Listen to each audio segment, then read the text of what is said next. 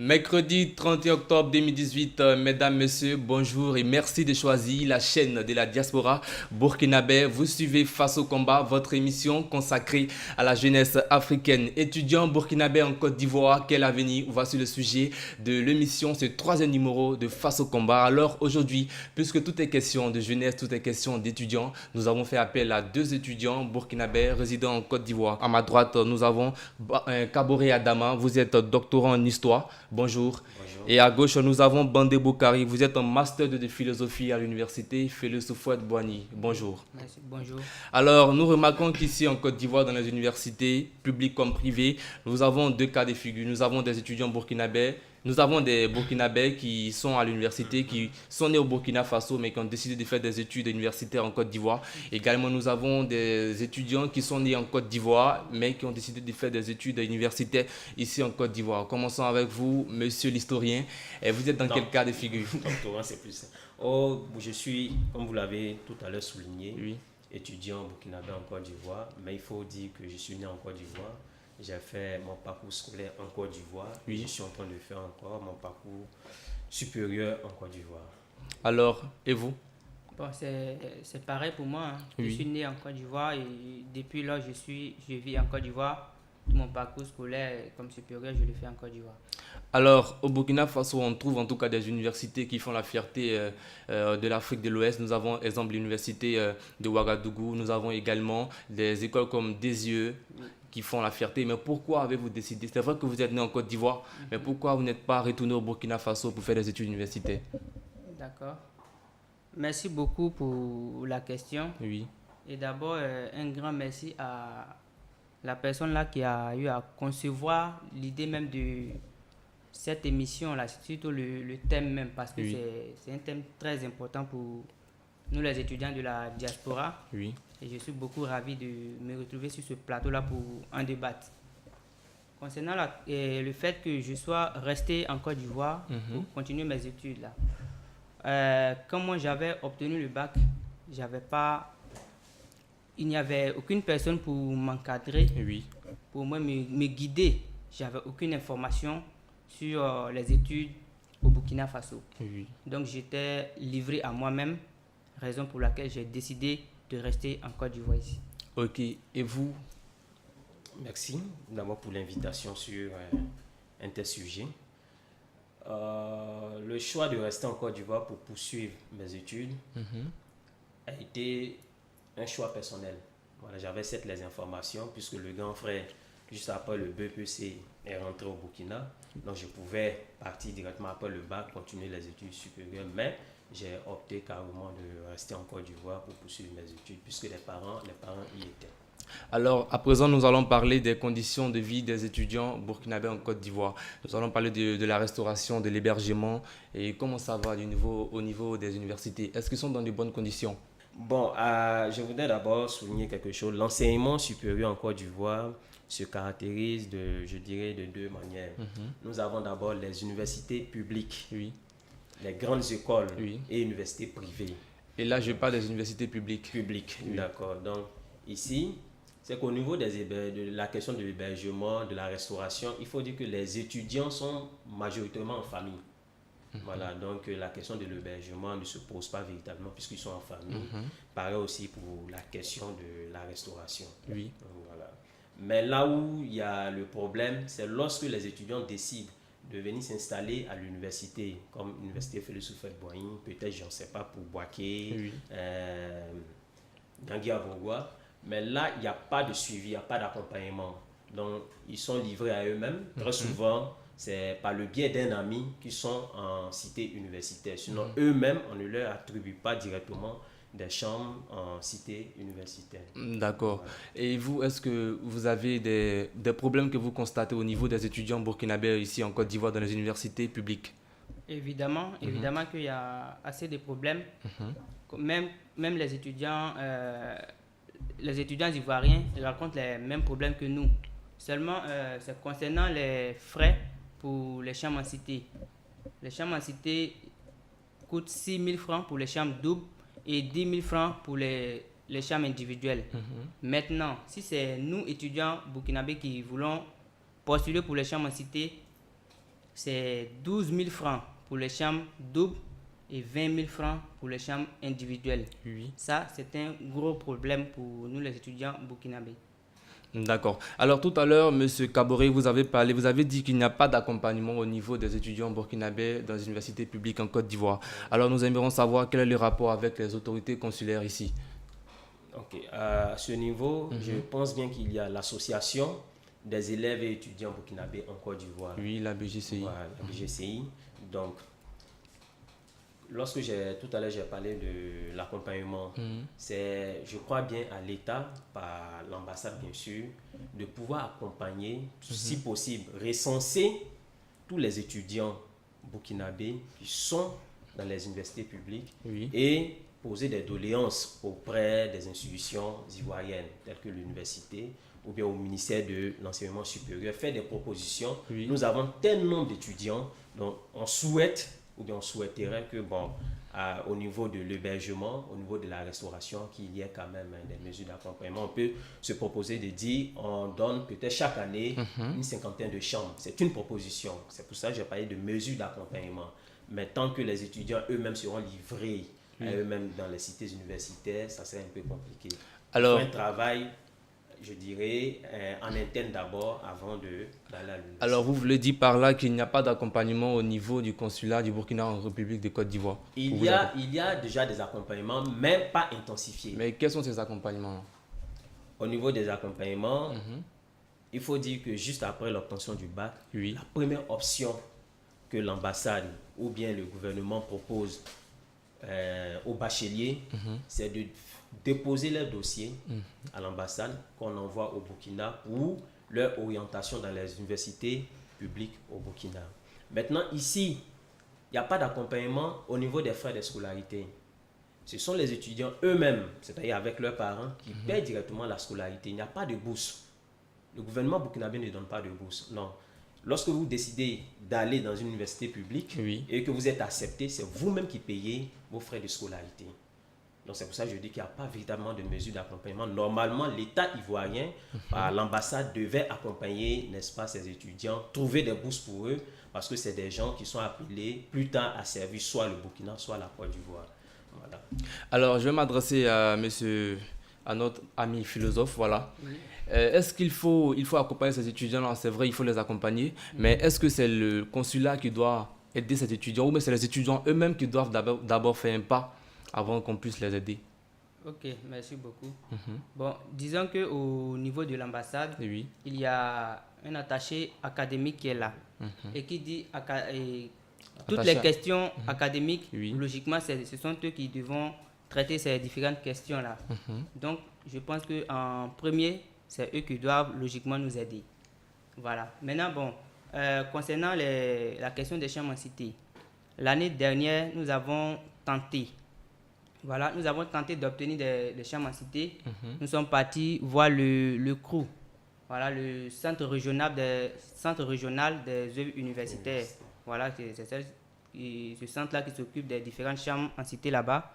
Nous sommes arrivés là-bas et nous ont demandé qu'ils ont besoin d'une lettre au moins. Voilà, et il faudrait que cela soit signé par l'ambassade. Ils ont besoin d'un mot de l'ambassade pour pouvoir nous attribuer en tout cas quelques chambres. Et nous sommes retournés à l'ambassade. Nous avons fait les démarches, mais en fin de compte, ça n'a pas abouti. Et ce que moi je peux personnellement, ce que moi je peux retenir, c'est qu'il n'y avait pas de volonté de nos autorités pour nous aider. Alors, ok. Je rappelle également que cette émission est suivie par les autorités burkinabées et rappelons également qu'aujourd'hui, c'est le 4e anniversaire de l'insurrection populaire du Burkina Faso. Et lors de cette insurrection, la jeunesse burkinabé et surtout des étudiants ont pris part à cette insurrection-là. Alors, est-ce qu'on peut dire que l'avenir du Burkina Faso repose sur la jeunesse? Sur la jeunesse? Oui, M. Kaboré. D'accord. Tout à l'heure, d'entrée de jeu, j'avais dit que je saluais d'abord la thématique qui est choisie. Oui. Telle que formulée, étudiants burkinabés en Côte d'Ivoire, quel avenir? Il faut avoir deux approches. C'est-à-dire une approche d'abord sur l'espace d'émigration et l'espace d'immigration, n'est-ce pas? Les étudiants qui sont formés, comme l'a si bien dit Jean Baudin au XVIe siècle, il n'y a de richesse que d'hommes. Et tantôt qui va plus tard, en 1789, juste après la Révolution française, dit après le pain, l'éducation, n'est-ce pas, est vraiment un élément important pour la population. Oui. Donc, c'est dire que cette jeunesse-là doit se former. Et la formation doit être en adéquation avec, je dirais, le monde du travail, le monde professionnel. Donc, du coup, c'est de voir la question de l'intégration socio-économique. Est-ce en Côte d'Ivoire, est-ce au Burkina? Si c'est au Burkina, je pense bien qu'il doit avoir des bureaux d'aide pour l'insertion de ces étudiants-là. Oui. Et c'est pour ça, moi, je dis qu'il faut qu'au niveau de l'État, il y ait des mesures, il y ait des organismes qui doivent venir en Côte d'Ivoire, recenser au moins les étudiants. Qu'est-ce qu'ils font? Quelles sont les formations? Imaginez, lui, il est en philosophie, moi, je suis en histoire. Il y a des étudiants qui sont en médecine, en économie. Donc, il faut un recensement et permettre maintenant plus tard leur insertion au Burkina Faso. Parce qu'ici, une chose est sûre, c'est que lorsque vous finissez, vous ne pouvez pas intégrer la fonction publique. C'est plutôt la fonction privée. Oui. Mais pour celui qui ne veut pas, il est obligé de rentrer au pays. Maintenant, au pays, bon, il faut qu'il y ait quand même des mesures d'accompagnement. Merci, j'allais revenir ici. Vous avez parlé ici d'insertion. Je vais m'adresser à M. Bandé Boukari. Et après les études, vous comptez rentrer au Burkina, aller en Occident ou rester en Côte d'Ivoire? Bon. Je crois que dans quelques mois même, je vais rentrer au pays. Voilà. Et pas que j'aime pas la Côte d'Ivoire. Non, la Côte d'Ivoire m'a assez donné. Mais je me sens plus burkinabé qu'ivoirien. Donc, je préfère rentrer au pays. Voilà. Alors, et vous? C'est une question, je dirais, un peu complexe pour moi. Voilà, j'ai le choix de rentrer. Et de rester. Mais je crois bien qu'au moment opportun, voilà, le choix se fera. Alors, nous avons en tout cas des étudiants burkinabés en Côte d'Ivoire qui se posent toujours la question: quel est l'objectif général? Quel est l'objectif de l'ABGCI? Quel est l'objectif que vous visez à travers cette association? L'association des élèves et étudiants burkinabés en Côte d'Ivoire. L'objectif d'abord, c'est d'informer. D'informer les jeunes frères qui, après le bac, sont désorientés. Donc, c'est une mission d'information. Leur dit, écoutez, vous avez eu le bac, voici les options qui s'offrent à vous. Ça, c'est une première mission. Deuxième mission, c'est aussi créer un sentiment d'appartenance. C'est aussi créer un sentiment d'appartenance, qu'ils sentent que vraiment, on ne les a pas oubliés, voilà, qui se sentent burkinabés à travers les activités de l'association. Donc, c'est une mission d'accompagnement. Et nous l'avons constaté l'an passé, les étudiants, les élèves après le bac, comment est-ce que l'association a organisé leur départ pour le Burkina. Donc, c'est déjà quelque chose qu'il faut encourager. Je pense bien que l'association déjà fait un travail énorme. C'est maintenant à l'État de les accompagner pour pouvoir faire le recensement véritable des élèves, une fois admis au bac, qui rentrent au pays, mais aussi des étudiants. Alors, tout à l'heure, nous avons parlé des difficultés que rencontrent des étudiants burkinabés ici en Côte d'Ivoire, mais également, nous avons cette association-là qui rencontre des difficultés. Alors, quelles sont ces difficultés-là? C'est l'occasion pour vous de vous exprimer devant les autorités burkinabées. D'accord. Je pense que c'est le moment idéal, en tout cas, de parler des difficultés que rencontre l'ABGCI. Voilà. La première difficulté majeure que moi je peux noter au niveau de l'ABGCI, c'est les gens ne sont pas motivés au fait. Voilà, les membres ne sont pas motivés. Et cela est dû au fait que l'année dernière, il y a eu des manquements dans notre organisation en tout cas. Et ça a fait que plusieurs personnes ne sont plus motivées, ils ne viennent plus aux différentes réunions comme il se doit. Et la deuxième difficulté notable, en tout cas, c'est que nous sommes délaissés. Voilà, nous sommes délaissés et en quelque sorte mal compris. Voilà, mal compris parce que en ce moment, les autorités ne veulent pas que nous continuions nos différentes activités au sein du consulat. Et pourquoi? Voilà, du fait que l'année dernière, nous n'avons pas réussi l'organisation du convoi. Alors, il y a une question qui me vient en tête, je suis toujours avec vous. Alors, étudier à l'étranger, est-ce une bonne idée ou pas? C'est bon d'étudier à l'étranger ou pas? Bon, c'est bon, oui. Je dirais que c'est bon d'étudier à l'étranger. Mais ça dépend aussi de l'objectif que l'on se fixe en allant étudier à l'étranger. Est-ce que je vais étudier à l'étranger parce que on me dit que c'est bien là-bas et en quelque sorte c'est un garant de, comment dire, d'intégrer peut-être la fonction publique quand on étudie à l'étranger. Voilà, mais moi personnellement ça ne me tente pas encore personnellement parce que ça dépend des objectifs que je me suis fixés. Ok. Alors, Monsieur Kaboré, étudier à l'étranger, est-ce un bon choix ou un mauvais choix? Étudier à l'étranger, c'est un bon choix. Parce que si je convoque les études de Niandou Touré et de Federica Infantino, Oui. qui ont travaillé de façon opposée sur les étudiants de l'Afrique subsaharienne au Maroc et l'autre, les étudiants de l'Afrique subsaharienne en Algérie, en France, Oui. on voit que c'est un atout. Parce qu'en termes de capacité, cette génération acquiert beaucoup au niveau de la formation, Oui. mais c'est aussi un savoir culturel, un savoir-faire, un savoir culturel, un savoir intellectuel qui vont apporter. Donc, c'est des acquis, c'est des expériences. Je crois bien qu'une personne formée à l'étranger qui rentre au pays, ça lui fait deux acquis. Il y a d'abord sa formation personnelle et l'expérience acquise à l'étranger. Donc, lorsqu'il arrive dans son pays, il peut mettre à la disposition du pays, n'est-ce pas, l'expérience qu'il a, n'est-ce pas, acquis à l'étranger. Donc, c'est un atout. Alors, comme à l'ABJCI, comme dans toute association, c'est que vous avez des dévanciers dans ce domaine associatif-là. Est-ce que vous avez l'appui des anciens de cette association qui sont aujourd'hui au Burkina Faso? Au Burkina Faso. J'avoue, je le dis, en toute sincérité, juste après le bac, jusqu'à ce que je sois en année de thèse, j'ai fait mon parcours tout seul, avec l'aide des parents. Je ne savais même pas qu'il y avait une association qui existait. C'est en 2016 que j'ai eu l'information et je me suis frotté un peu à l'association. Donc, c'est dire que au niveau des activités, est-ce qu'il faut accuser les responsables? Non, mais je pense qu'il n'y a pas une grande visibilité de l'association dans les universités. Mais cela aussi relève de ce qu'il vient de dire. Il faut qu'il y ait une mesure d'accompagnement.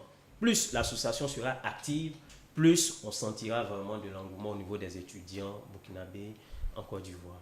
Alors, vous avez quelque chose à ajouter à ce qu'il vient de dire? Oui, évidemment que j'ai quelque chose à ajouter là-dessus. Bon, malheureusement, on ne partage pas trop les mêmes points de vue parce qu'il n'a pas eu à trop militer, n'a pas été trop actif à l'ABGCI. Voilà, moi, personnellement, je pourrais dire qu'il y a une mesure d'accompagnement des dévanciers. Voilà, depuis que j'ai été à l'ABGCI, je me suis senti en famille et je ne pense pas que hors de ce cadre, cette association-là, j'allais me sentir beaucoup plus burkinabé. Et c'est quelque chose qui m'a beaucoup aidé. Voilà, et cela grâce au président sortant qui actuellement est au Burkina, Guigemde Olivier. Voilà, et sincèrement, ça m'a beaucoup apporté. Maintenant, je souhaiterais rebondir sur quelque chose dont on n'a pas parlé, concernant les difficultés que nous rencontrons à l'université. Voilà, c'est concernant les frais d'inscription que nous payons. Oui. Voilà, à chaque instant, chaque jour, on ne fait que chanter les louanges de l'harmonie qui règne entre les autorités ivoiriennes et burkinabées. Et dans ce même temps, les étudiants burkinabés payent les frais d'inscription très chers. En quelque sorte, nous sommes asphyxiés sur le plan économique, quoi. Voilà, il faut 100 000 francs pour une année de licence. Et la licence dure 3 ans, donc ça nous fait 300 000 francs. Pour le master, il faut 200 000 francs par année. Oui. Ça fait déjà 400 000 francs pour le master. Le doctorat, je crois que c'est 300 000 francs par année. Donc il faut 900 000 francs pour les 3 ans. Et quand je calcule, ça fait 1,6 million, je crois bien. 1,6 million pour 8 ans. Et dans le même temps, un étudiant ivoirien au Burkina, quand il rentre au Burkina pour étudier, il paye 15 000 francs CFA. Alors, je me rappelle, une fois, nous étions avec l'un des ministres burkinabés dont je préfère taire le nom. Et cela est du niveau de la Côte d'Ivoire, parce qu'en Côte d'Ivoire, les étudiants ivoiriens et les étrangers n'ont pas le même prix à l'université, le même prix de scolarité. Oui. Tantôt au Burkina Faso, burkinabés comme étrangers ont les mêmes prix. Donc, vous voyez cela que choisir un prix fixer un prix pour les étudiants burkinabés et délaisser les autres nationalités, cela pourra offenser peut-être certaines personnes, certains pays. C'est carrément, je voudrais répondre sur ce qu'il a dit. D'abord sur la question de l'association, il faut nuancer les propos. J'ai dit que moi j'ai connu vraiment l'association en 2016. Et j'avoue que le président sortant, Olivier Guidemdé, m'a beaucoup aidé sur certains points. Maintenant, revenons sur la question des frais de scolarité. C'est carrément la zone UEMOA. Ce n'est pas une question de Burkinabé, c'est la zone UEMOA. Les étudiants de la zone UEMOA payent 100 000 francs pour le premier niveau, deuxième niveau 200 000 et troisième niveau 300 000 francs. Donc ici, c'est de pouvoir appliquer les résolutions même de la zone UEMOA, mais aussi du système LMD. Nous sommes dans un système LMD. Donc si en Côte d'Ivoire, le prix est fixé à 100 000 francs ou bien à 90 000 francs, tout le monde paye 90 000 francs. Voilà. Alors, aujourd'hui est déclaré jour férié au Burkina Faso. Je sais que le président de la République actuellement, il suit ses enfants ici en Côte d'Ivoire. Fixez-vous vers la caméra et adressez un message à son Excellence, M. Roch-Marc Christian Kaboré. D'entrée de jeu, j'ai dit qu'il n'y a de richesse que les hommes. Ça a été dit par Jean Baudin au XVIe siècle. Et en 1793, dont on va dire, après le pain, l'éducation est le premier besoin du peuple. Il y a un juriste béninois qui a écrit aussi sur la question de la formation de la jeunesse. Je crois bien que nos chefs d'État, son Excellence Kaboré Roch-Marc, doit investir plus sur le capital humain. C'est vraiment important. C'est le capital humain bien formé qui pourra développer le Burkina Faso. Donc, c'est dire qu'au niveau de la formation des étudiants, il faut qu'il y ait une parfaite adéquation entre formation et emploi. Et cela demande que le gouvernement burkinabé vienne peut-être même en Côte d'Ivoire, ou bien pas seulement en Côte d'Ivoire, mais dans les autres pays où on a une forte présence de la diaspora burkinabé, recenser les étudiants, parce que c'est la crème pensante de l'État burkinabé, et faire des propositions, les accompagner à travers des bureaux d'insertion. C'est ce que vraiment je... Alors, vous avez un message à lancer à Monsieur le Président du Faso? Oui, un petit message à mon sens, mais que je trouve beaucoup plus essentiel.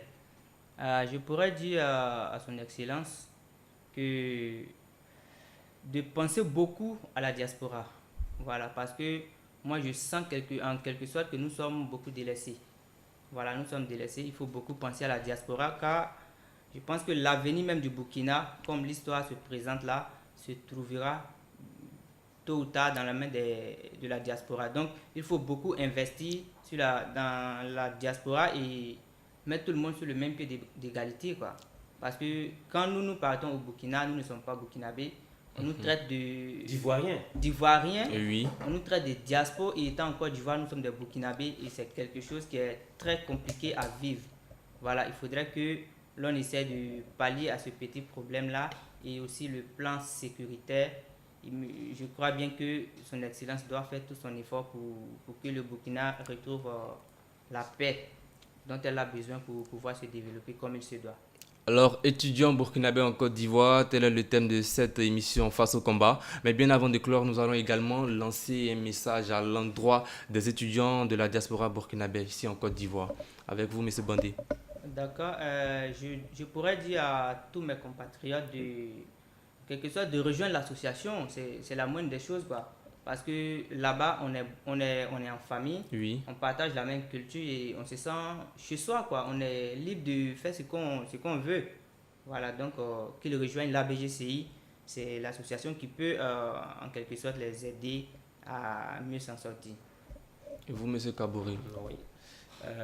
Ce que je pourrais dire à la diaspora burkinabé, aux jeunes frères, c'est de rejoindre l'association comme il l'a si bien dit. Mais je voudrais souligner un élément important, comme l'a dit le savant Cheikh Anta Diop, la jeunesse doit s'armer de science jusqu'aux dents. Évidemment. Il faut que la jeunesse burkinabé accepte de se faire former véritablement. Les combats futurs vont se jouer sur les diplômes, sur la formation que les uns et les autres auront, n'est-ce pas, acquis sur le terrain. Donc, c'est à eux maintenant de se faire former dans les grandes écoles, dans les universités, de ne pas accepter, je dirais, la défaite. Pas parce qu'ils sont à l'étranger, non. Ils ont les mêmes capacités intellectuelles que les autres, que les Ivoiriens, qui aillent au four et au moulin, qui se forment véritablement.